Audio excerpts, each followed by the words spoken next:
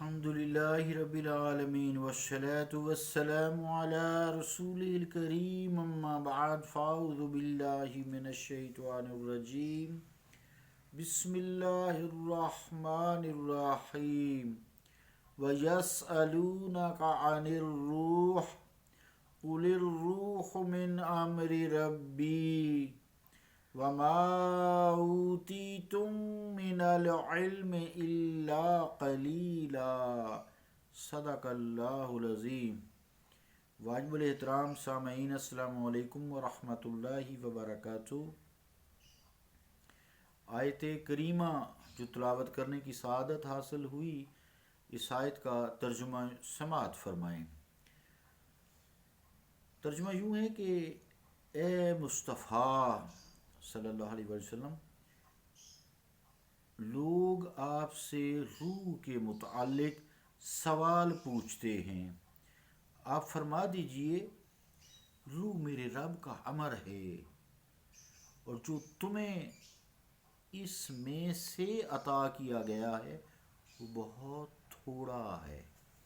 اللہ کا قول سچا ہے جو بڑی ہی عظمت والا ہے۔ عزیزان گرامی قدر، کافی دنوں سے روح کے متعلق جو گفتگو چل رہی تھی، تو ہم یہاں تک پہنچے تھے کہ روح سے جسم جو ہے قائم ہے، تو جسم میں روح کو دیکھا نہیں جا سکتا اور نہ ہی اس کو صورتوں میں، شکلوں میں ڈھالا جا سکتا ہے۔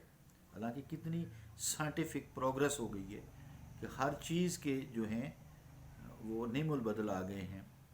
گھٹنے خراب ہوئے تو گھٹنے بدل دیے، کولے کا جوڑ خراب ہوا تو وہ بدل دیا، دل بدل دیا، جگر اس کا ادھر ڈال دیا، گردے ڈال دیے، لیکن روح کی کوئی شکل بھی آج تک نہیں بنا سکا، اس کی صورت بھی نہیں کو بنا سکا آج تک، اور نہ بنا سکے گا، کیونکہ یہ اللہ تعالیٰ کا امر ہے۔ تو بات یہ ہو رہی تھی کہ روح کو جسم میں دیکھا نہیں جا سکتا اور نہ ہی اس کو صورتوں میں متمثل یا ڈھالا جا سکتا ہے، اس کو کوئی شکل نہیں دی جا سکتی۔ اسی طرح اللہ تعالیٰ کو کوئی مادی آنکھ نہیں پا سکتی، لا تدرکہ الابصار وہو اللطیف الخبیر، اسے کوئی آنکھ احاطہ نہیں کر سکتی، اس کا ادراک نہیں کر سکتی۔ اسی طرح روح کی اور اللہ تعالیٰ کی مثال بھی ہم نہیں دے سکتے، بیان کرنا مشکل ہے۔ لیسا کمثلہ شیء، کہ اس کی مثل ہی کوئی نہیں ہے۔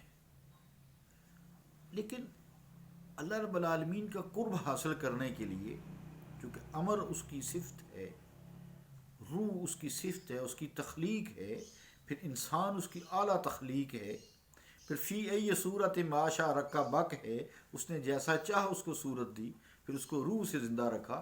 تو اس کو مثالیں دینے کا مقصد جو ہے وہ صرف یہ ہوتا ہے کہ مثال کوئی نہیں، سمجھانے کے لیے بات کی جاتی ہے۔ تو اسی حوالے سے حضرت عارف رومی رحمۃ اللہ علیہ اسی بات کو سمجھانے کے لیے مثال دیتے ہیں، انت کالریح ونحن کالغبار۔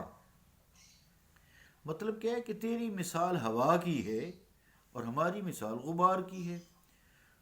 اڑتا ہوا غبار تو نظر آتا ہے، یہ دیکھیں بھنور آپ دیکھتے ہیں ہوا میں، کبھی بہت اتنے طاقتور بلڈنگیں بھی اڑا کے لے جاتے ہیں، بڑے بڑے جہاز گاڑیاں اٹھا کے لے جاتے ہیں، تو یہ اڑتا ہوا غبار تو نظر آتا ہے ہمیں، آندیاں وغیرہ آتی ہیں، یہ غبار ہے، وہ ایک بھنور سا ہوتا ہے ہوا کا، ورل پول جسے کہتے ہیں۔ پانی کا بھی ہوتا ہے چکر، جسے گرداب کہتے ہیں، بھنور۔ جہاں ہوا کی مثال دی، غبار یعنی غبار جو اڑتا ہوا نظر آتا ہے، جس میں تن کے لفافے، یہ ساری چیزیں، شاپرز وغیرہ جتنے بھی آپ دیکھ سکتے ہیں، اس میں بڑی بڑی چیزیں اڑا کے لے جاتا ہے۔ اس غبار کو اڑتے ہوئے تو آپ دیکھ سکتے ہیں، لیکن اس کے پیچھے جو قوت ہے، ہوا ہے، اسے آپ نہیں دیکھ سکتے۔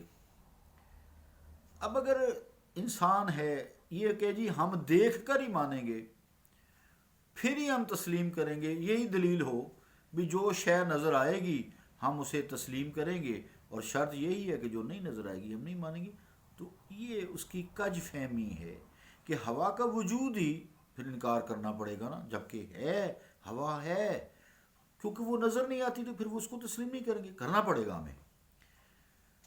تو ہر انسان کو معلوم ہے کہ ہوا کا وجود ہے، لیکن وہ نظر نہیں آتی، کسی نے آج تک دیکھی نہیں ہے۔ حتیٰ کہ سلسلہ آنی جانی، سانس، سلسلہ تنفس، اسی ہوا سے زندگی ہے۔ آکسیجن جسے کہتے ہیں، آکسیجن کا آنا، کاربن ڈائی آکسائڈ کا باہر نکلنا، یہ زندگی قائم کی ہوئی ہے۔ اگر کچھ دیر کے لیے انسان کو سانس کی ہوا نہ ملے تو فوت ہو جاتا ہے۔ انسان کی زندگی کا طائر حیات خود ہوا ہو جاتا ہے، ختم ہو جاتا ہے۔